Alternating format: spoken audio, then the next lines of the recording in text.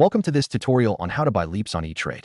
LEAPS, or long-term equity anticipation securities, are long-term options that can provide unique investment opportunities. Let's walk through the steps you need to take to purchase LEAPS on the Etrade platform. First, log into your Etrade account. If you do not have an account, you'll need to create one and ensure that you are approved for options trading. Once you are logged in, navigate to the options trading section of the website. You can typically find this by selecting the Trading tab in the main menu and then choosing Options. Next, you will want to locate the stock for which you want to buy LEAPS options. Use the search function to enter the ticker symbol of the stock you are interested in. Once you've found the stock, select it to access its options chain. Look for options with expiration dates that are at least 1 year away, as this qualifies them as LEAPS. You can filter the options to display only those that meet your criteria.